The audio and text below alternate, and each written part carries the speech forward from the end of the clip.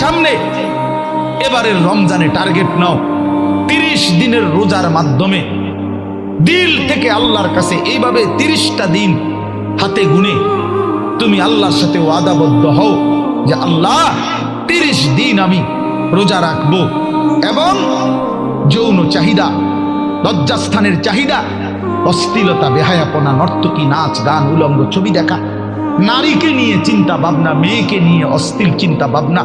অবৈধ কোনো প্রেম সম্পর্ক, হারাম কোনো রিলেশন,